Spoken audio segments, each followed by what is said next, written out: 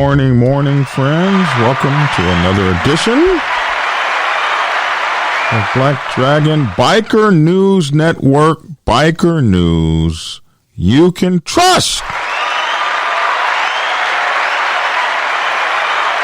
And as always, I'd like to thank you all for tuning in from wherever it is in the world that you happen to be.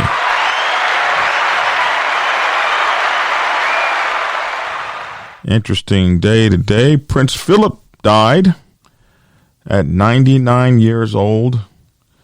He got to live one hell of a life, bro. A lot of people say that he was behind the coattails of the Queen Elizabeth, but I don't think so. I think, I think some people are supposed to be out front and some people do well commanding from behind. So anyway, we want to send our sympathies to the British people. We have a lot of UK listeners, and man, it's hard to lose a living legend like that. It's just it's hard to have somebody there your whole life, even if you don't like the guy. I mean, he's just been there. Just always been there, that silent force, just silent force to be reckoned with. And now he's gone. And that's got to be, you kind of, you lose a little bit. You feel a little bit like, oh man, the world's not so bright when you lose the rudders of society. And the important thing about this for motorcycle clubs is, you have to train the next generation of leaders. And even if they don't deserve to be trained, if you don't bring up the next generation, then when you go, it's for naught. So there's gonna be someone that steps in where Prince Philip was, and that void will be filled by someone. Hopefully someone that he's trained well. And that's what you have to think about in the motorcycle club world. So anyway, it's tough out there, man. Tough on the Democrats. Joe Manchin said he will not end the filibuster. That just means that the Democratic playbook just went to hell in a handbasket. They're going to be reduced to the same thing that Trump was reduced to and Obama before him, and that is the power of the executive order, bro. They're going to be their own kings, slamming down those executive orders. In biker news, the lead story is that a biker bar got fined $17,500. That's that is terrifying. It's scary that the government can come in and just like shut your business down and fine you $17,500 for disobeying COVID-19 pandemic orders. So that's crazy. So let's see if we can't take this over to screen 2. Can you guys see screen 2? Let me see. Can they see screen 2? No, damn it. Screen 2 is not working. This happens every couple times. Let me see if I can't fix that real quick. Man, I hate it when this happens. Let me see here. Or am I on the wrong thing? Yeah, but screen 2 is still not working. But anyway, give me just a second here. See if I can't get screen 2 back working. I should have tested that. Okay. Now let's see. Nope. No screen 2 today, guys. Well, take my word for it. Boy, I just hate it when this happens. It's one of the reasons I hate live. Anyway, the Suck Bang Blow bar over there, and where is that? Myrtle Beach. Is that where it is? No, Murrells Inlet. The biker bar Suck Bang Blow will have to pay a $17,500 fine, but will not lose its liquor license, good for them, after violating Governor Henry McMaster's executive orders in response to the COVID-19 pandemic. A lot of you guys think that pandemic's over, but it looks like even though states are letting up, if you are in a state that hasn't let up or whatever, and you violate those orders, they could pay $17,500 fine. That's crazy. According to the South Carolina Department of Revenue, the penalty imposed on the South Strand Bar is one of the largest penalties imposed by the Administrative Law Court for alcohol-related violations ever. The SCDOR also assessed one violation of SBB's, the Suck Bang and Blow bars, on-premise beer and wine permit, and one violation of their restaurant liquor by the drink permit. You know, all those permits are taxes you have to pay. These people have to pay tax to have beer and wine on premise. That's one permit. It's one tax. Then they have to pay another tax to serve liquor by the drink. They just taxing the hell out of those folks. In July 2020, a Bone Thugs and Harmony concert prompted an investigation by SLED, and the bar was issued a citation in violation of the governor's order.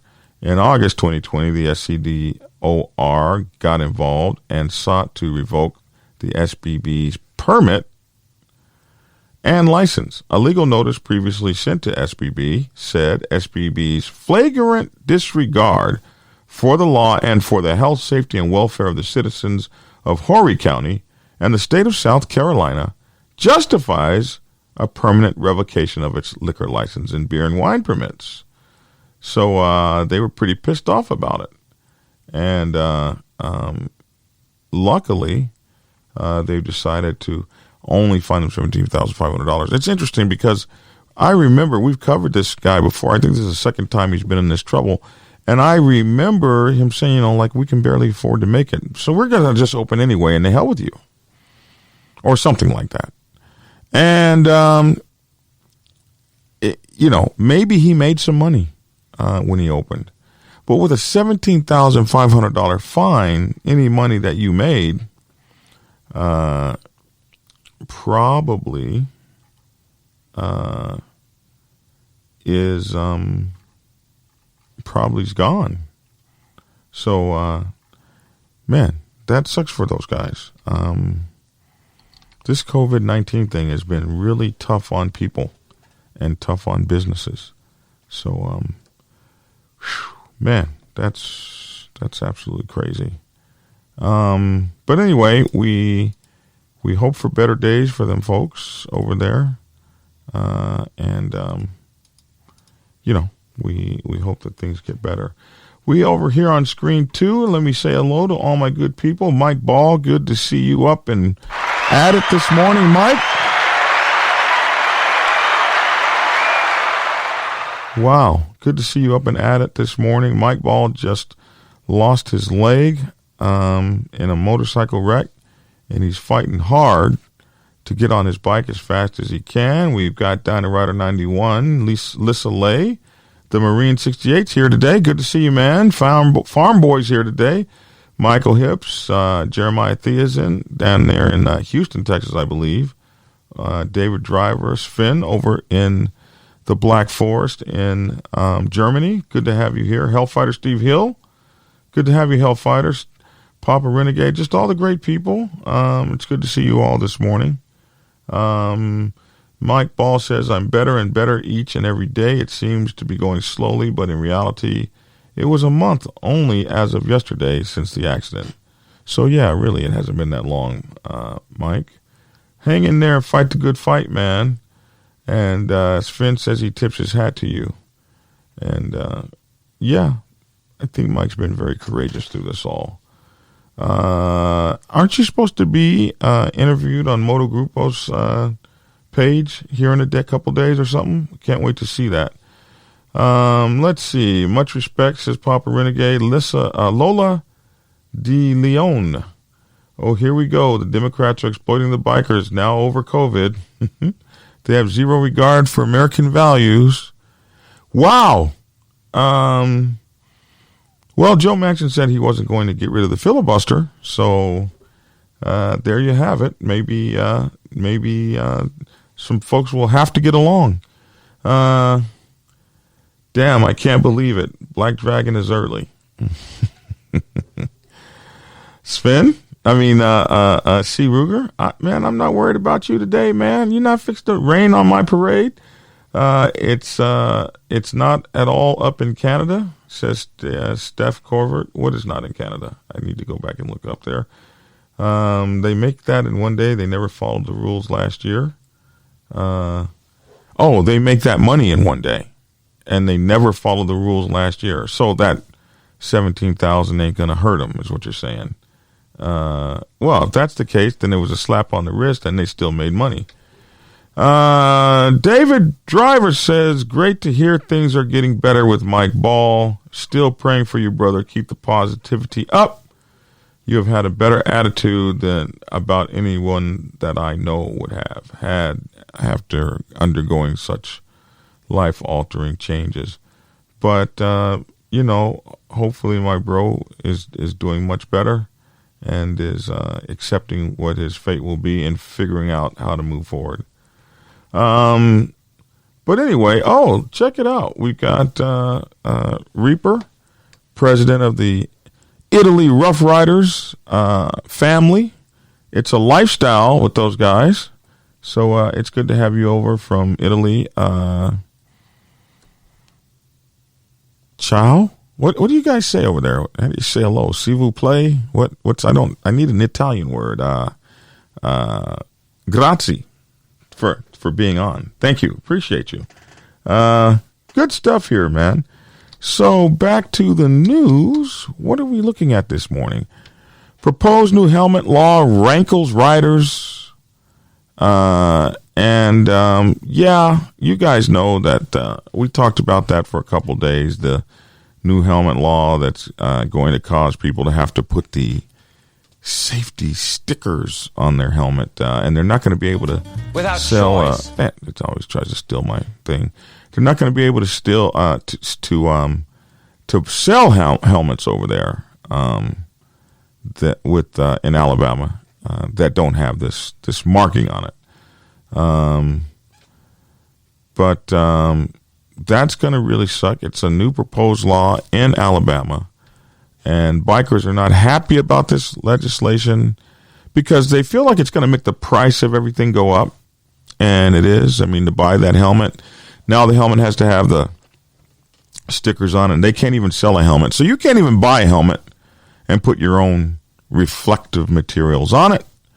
So I'm sure we're going to fight that, the abates and all that stuff. But what you guys have to do is you have to support your abates. Abates are biker advocacy groups known as MSAs, motorcycle associations, or MSROs, motorcycle rights organizations, I think is what they're called.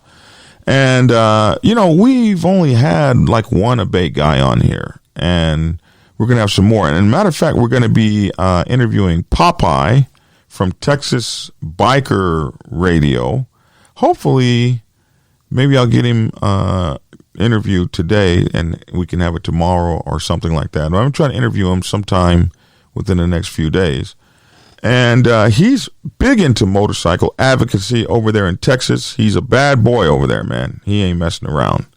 And so recently got over COVID-19.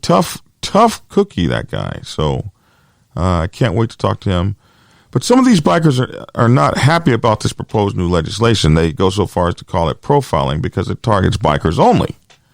So the Senate bill would require all bikers to wear helmets, which is already the law, but would also require those helmets to have a reflective material on them and would make it illegal for retailers to sell helmets without them, therefore bumping up the price. And as I told you a couple days ago, there's a company that deals with figuring out how much money things will make in the future, and they say that motorcycle helmets are going to go up to almost like $35 million a year thing because of all of these laws and things that are going on. So it's kind of interesting what we say.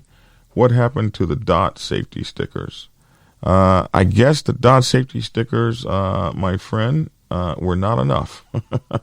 So they're going to be doing more.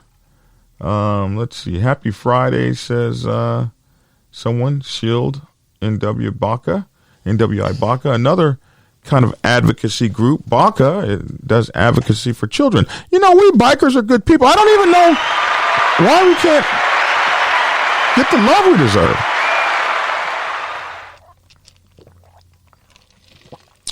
Water. All right. Did I tell you guys about the cop who lost 2 toes after being hit by a fleeing biker? Did I tell you guys about that? We're waiting for it to queue up. Here we go. Cop loses 2 toes after being hit by a fleeing biker. As the safety guy, hold on, let's get Dinah Ryder. He's our safety expert. As a safety guy, I think this new helmet law is absolutely ridiculous. What? The safety guy said that? Bikers aren't seen because riders don't have high-vis gear. Riders aren't being seen because of inattentional blindness. Inattentional blindness. Say inattentional 10 times. We're not being seen because of inattentional blindness. Like the drivers are not paying attention. We could have sparkling stuff blinking, says Dinah Ryder. But that wouldn't matter. Even if it was blinking and singing the national anthem, they'd still hit us because they ain't paying attention. Take care, Peter Montana. So this is something that we're going to see. Gene Gavel came on and said, "Morning, Black Dragon and y'all. Prince Philip has died. Rest in peace." Yes, Gene, you know we covered that world news. We said that, bro. We absolutely sent our stuff to the UK. So anyway, I don't think I like that stuff either, Dinah Ryder. Back to the story. Cop loses 2 toes after being hit by a fleeing biker in Petaling Jaya. I don't know if you guys have ever been to Petaling Jaya, but over in Petaling Jaya, that's Petaling Jaya. Is that the Philippines? I'm not sure. Police suffered serious injuries to his left leg after he was run over by a suspect fleeing on the motorcycle. And it's got a picture. Screen 2's not working. I hate that. Damn. Wish I could show you guys the picture. But it's got a picture of this police officer laying on the hospital bed with blood coming all out of his foot. Although it's covered, it's just crazy. Like, yeah, that dude lost 2 toes for real. So he suffered serious injuries to his left leg after he was run over by a suspect fleeing on a motorcycle. Petaling Jaya deputy OCPD Suptku Mashiriman Ku Mahmood. So you gotta have the names right, bro. You can't just be messing around on the names. Let's try it again. Petaling Jaya deputy OCPD Suptku Mashiriman Ku Mahmood. Mashiriman Ku Mahmood. Okay? Mashiriman Ku Mahmood. We want to make sure that we say his name right. He said, Mahmood, said that the policeman had 2 of his toes severed. Had 2 of his toes severed. They were severed, but they were severed too, after the suspect's motorcycle hit him at the motorcycle lane of the federal highway on Wednesday. They got a motorcycle lane? Bro, they got a motorcycle lane. I'm so like not pleased right now. We ain't got no damn motorcycle lane. Man. They got a motorcycle lane. They got a whole motorcycle lane. All right. Back to the story. Anyway, that's not the story. They got a whole motorcycle lane. Anyway, back to the story. He was performing checks on the 49-year-old suspect at the motorcycle lane that they have that we ain't got at about 1:20 p.m., he said. Subtku Mashuram said that the injured policeman had been sent to a private hospital in Shah Alam for treatment. That was, look at this. This is why the guy tried to run. We discovered 11.89 grams of heroin and a bottle of liquid believed to be ketum water. What is ketum water? Ketum, ketum water. Come on, my people out there. I have the smartest people in the world. What in the hell is ketum water? He had ketum water on the suspect who tested negative for drugs. So the suspect tested negative for drugs. And the suspect who did not have a previous criminal record will be remanded for further investigations. So he ran and got caught, took 2 toes off. I hope they put his toes back on. And you got to wonder how a motorcycle took off his toes. And it must have spun on top of his toes or something. Okay, I'm from the Philippines, but I live in Seattle. Ha ha ha, motorcycle, yeah, that's not the Philippines. I don't know. Okay, that's not the Philippines. I'm sorry. I just was thinking maybe. But my people know everything on here. Quincy de Garcia Andrada says that no, that's not from the Philippines. Anyway, has anybody told me what ketum water is? They have a 70-mile blacktop bicycle trail that I want to ride my motorcycle down so badly. Yeah, well, that's a bicycle trail, man. Stay off of that. We already got a bad name as bikers. Anyway, we hope this cop does better, and they, maybe hopefully they could put his toes back on. Ketum is a plant. The water is made from that plant. The plant is deadly. That's what Reaper tells us over in Italy, that it's a deadly plant. So why not smoke or drink it? Hell yeah. Let's see. Oh man. So I wish I could show you this. You guys know who Ashley Graham is. When you're looking biker news up, they give you biker everything. So they got a picture of Ashley Graham in her new biker shorts. And Ashley Graham is cute as hell. But I don't know what's up with this picture. Is she pregnant or something? That old girl is as big as a house in this thing here. So she might not need to be in any biker shorts. I'm just saying. Biker shorts are not for everybody. You don't see me running around in any biker shorts. You don't see me riding in any. None of that. Uh-oh, here they go again, trying to steal my... I hate that. They try to steal my show from me. Whenever you click on these things, they just come on up and start their commercial. Hey, a Gold Coast man is charged after unsecured ladder allegedly caused a motorcyclist's death. And you guys know, if I haven't told you before, one of my biggest fears in the world out there on the highway is somebody's SHIT blowing off, coming out, rolling off, falling off, or being thrown off their car, truck, Lowry, whatever you want to call it. Because it'll kill you if you're on a bike. So a Gold Coast man has been charged after an unsecured ladder fell off the back of his trailer, allegedly causing a crash, which killed a motorcyclist. The 40-year-old was driving his ute and trailer. What in the hell is an ute? U-T-E, ute. Does anybody out there know what an ute is? He was driving his ute and trailer on the Pacific Motorway on the morning of November 2nd at Nerang when the crash occurred. I'm just going to take a minute here to find out what the hell an oot is. He was driving his oot and trailer. Oot. Let's see. Oot, originally an abbreviation for utility or coupe utility, is a term used in Australia and New Zealand to describe vehicles with a tonneau, a T-O-N-N-E-A-U, behind the passenger compartment. Oh, that must be the extra cab.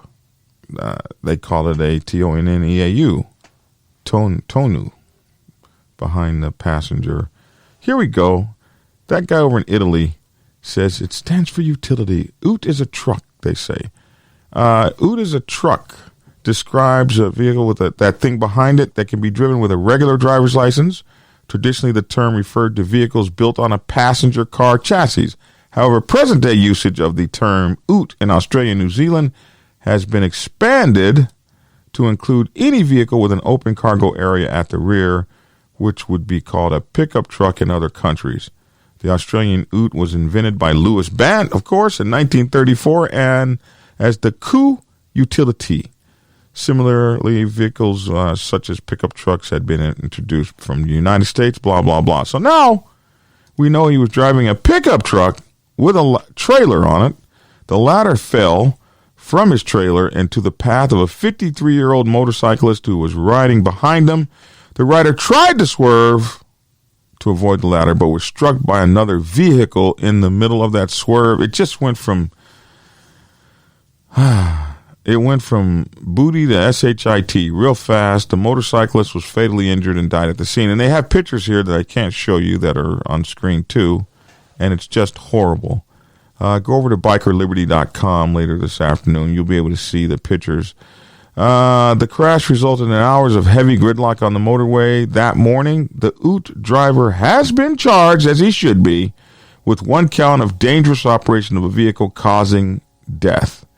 He will appear in Southport Magistrate Court on May the 5th. So, I mean, that's just a terrible turn of events there for the poor fellow that was just riding down the street minding his own business. Man, really kind of sad, man. The news is depressing, huh? Stadium crash. Speeding biker who fractured a schoolboy Celtic fan's skull after plowing into him near Parkhead pleads guilty. Speeding biker who fractured a schoolboy Celtics fan's skull after plowing into him near Parkhead pleads guilty. Let's see. So, Scott Donaldson, a 27-year-old, was on his Suzuki when he crashed into the young boy near Parkhead minutes before a European match on August 8th. 2018? Why are they just now getting to this? Oh, they're updating it. They're updating the story. Oh, so the update is that he finally pled guilty. I get it. So the 13-year-old was headed to Parkhead to watch the Hoops play AEK Athens in August of 2018. Donaldson, who was traveling at 42 miles an hour at the point of impact on the cycle on the Clyde Gateway in Glasgow. So this is in Scotland, right? Is that where Glasgow is? Glasgow's East End. As well as the head injury, the teenager also suffered a fractured leg. He just ran the poor kid down. Donaldson pled guilty at Glasgow Sheriff Court to causing the boy's serious injury by dangerous driving. And the court heard the boy was walking with his stepdad to the Champions League qualifier against AEK Athens, which later ended the game 1-1. Prosecutor Chris Farrell said witnesses could hear the revving of a motorbike engine. It was believed that, and that's, you guys always, you always give it away. And that's how they get you. It was believed the bike was traveling too fast due to the number of pedestrians on the street. So showing out, getting ready to pop a wheelie, something like that. The boy was crossing the Clyde Gateway and was hit with the bike, which was traveling at 42 miles per hour at the point of impact. Then the bike traveled another 49 meters from the point of impact. The boy was rushed to the hospital, spent 6 days inside being treated for his injuries. He has fortunately made a full recovery. Donaldson, meantime, also suffered a broken collarbone and a broken left wrist. Sentence was deferred until next month by Sheriff Tom Hughes for background reports. Donaldson of Kirkintilloch, East Dunbartonshire, remains on bail. And here they have a video of it, and unfortunately I don't get to see the video because I can't show it to you guys. Who cares about traffic? That's manslaughter. Years ago, I ran down the rungs of a ladder lying in the middle of an interstate, and you drove straight down the rungs, huh? That had to be scary, Hellfighter Steve. Because that has you on like a train track, and if you go left or right before you get off of it, you're going to fall over. That had to be scary as hell. Ute is a utility transportation, something like a big pickup truck. Thank you, sir. Sven. Lissa, it's a car with a truck bed. Oh, you guys are getting me up. It's an El Camino, says Archer. Gene Gamble said, I learned something this Friday. Michael Raynard says, Mike is, that's our executive producer here. This is Merlin. I don't know why I said his name like that, but everyone say hello to Merlin. I want to give a great shout out to Weems Motor Company for donating his 1954 Triumph replica of a David Mann painting for the Forgotten Angels charity to help kids just coming out of foster care, and raised over $106,200. Another great job from the biker community. Now they are raffling a 2020 Road King Kong 131 Custom. Yeah, man. I wonder what a 2020 Road King Kong Custom 131 looks like. I haven't seen that. But anyway, got to run. Take care, Papa Renegade. Good to see you. And people were replying to Merlin, telling everyone that that's an awesome thing that was done there. Wow. Amazing. Amazing stuff bikers can do when we want to do the right thing, man. When we want to do the right thing. Have you guys heard my latest podcast? My latest podcast over at the Dragon's Lair Motorcycle Chaos that I did last night while I was walking is called, Loose Lips, Sink Ships, and Motorcycle Clubs 2. So that podcast will be up about 5 or 10 minutes after this show. And I want you guys to make sure to listen to that podcast and play that podcast. We talk about the problems with the new world, new age biker, which is not necessarily a young person who has to put all their club business in the world on the internet and on Facebook and so forth and so on. So we spent some time, about 15, 20 minutes, talking about the ills of social media and Facebook page and instant messages and how they are being tracked and all of that sort of thing. So Loose Lips, Sink Ships, and Motorcycle Clubs 2 is today's podcast that I did last night that you will find on the Dragon's Lair Motorcycle Chaos. We've got gear over at Black Dragon's Gear. Big sure to get over there and get some of our cool gear. In the news, a wildly talented foreign news correspondent died after a crash with a drunk biker going 90 miles per hour. Melissa van der Klucht, who worked for the Times, Sunday Times, and BBC, died in August 2019 following a collision with a drunk motorcyclist who died 2 days later. A beautiful and widely talented foreign correspondent died after a collision with a drunk motorcyclist who could have been driving at least 3 times over the speed limit, a coroner heard. Melissa van der Klunk, who covered South Asia and Africa for the Times and Sunday Times, as well as the BBC, died at the young, tender age of 34. A pre-inquest review at the Westminster's Coroner's Court heard the motorcyclist could have faced criminal charges over Melissa's death, but he instead died 2 days later in the hospital. A toxicologist found the man, Christopher Perry, was over the drunk drive limit with a reading of 108 micrograms of ethanol found in 100 milliliters of blood, where the limit is 80 milligrams. So he had 108 micrograms, and I guess that's pretty bad. Since I don't know, I don't know that system. I just know the American system. We use milliliters. I don't know what the hell it means, but obviously he was over the limit. Some of my folks can tell me. But a collision report by the Met's Roads and Transport Policing Unit found he was driving at a minimum speed of 74 miles per hour, but could have been going as fast as 90.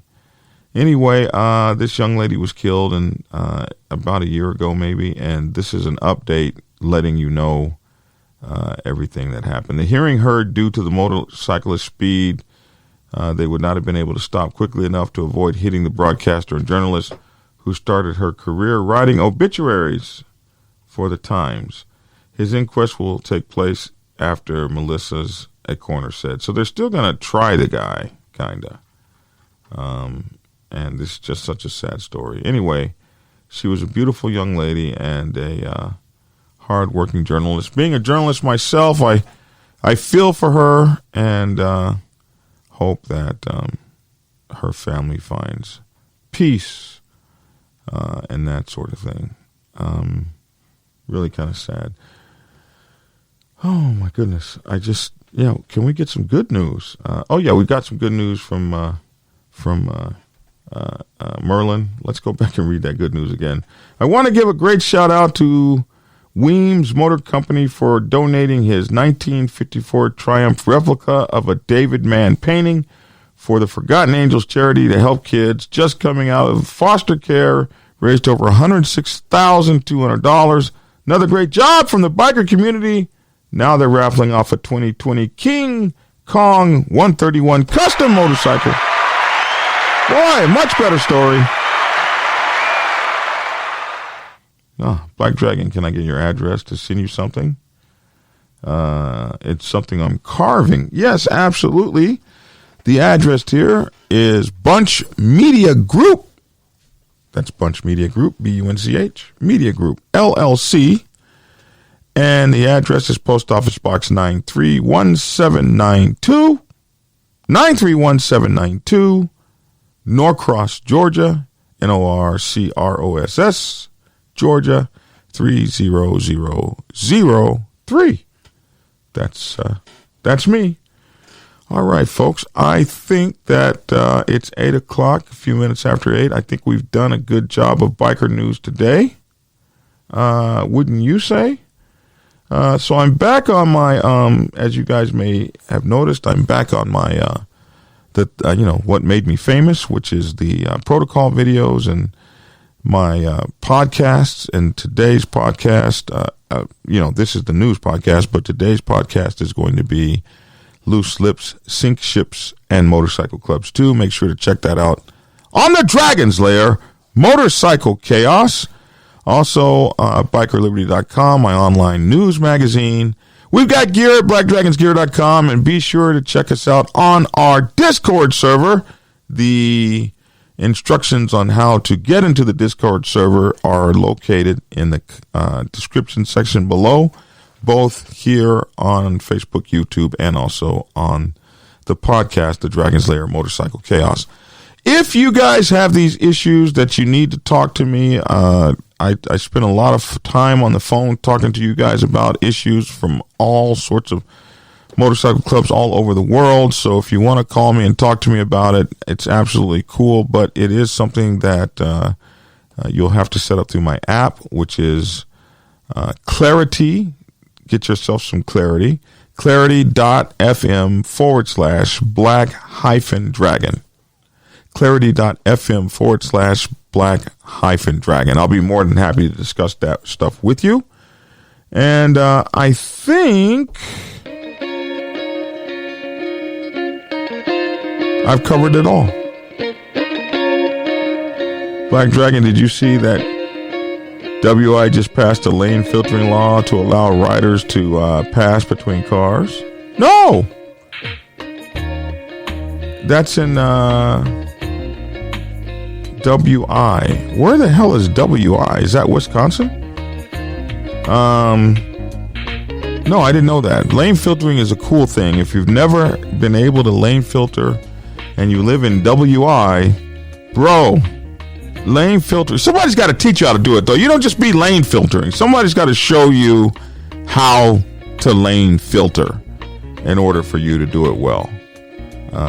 But lane filtering it cuts the time. They must have bad traffic over there. It cuts the time of your travel if you're on a motorcycle, bro. I used to run around Los Angeles, especially when I was making the movie biker-boyz. It take you an hour or two to get somewhere on the bike, 25, 30 minutes. We were lane filtering. Bill McCaslin says, yes, everybody should join the Discord. I joined yesterday. It's pretty cool. Check it out. Thank you for joining my Discord. It's where you can talk to me personally. You can also see me one-on-one in the video chat looking just like this, which, you know how we do it. Listen here, I'm Black Dragon, man. I got to get on with the day, and I know you guys do too. You can catch me Monday through Friday at 7-ish. And Sunday evenings at 8-ish. Hey man, we will be doing a video today, a protocol video, so make sure to check us out. That's my 2 cents. Love to hear your 2 cents in the comment section below. I'm Black Dragon. Thanks for tuning in. And get skinny!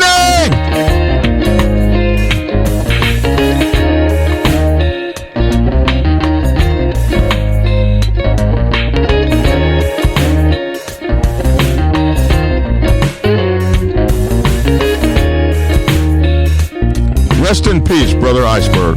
Thank you so much. Thanks for that, Bill. We really appreciate it.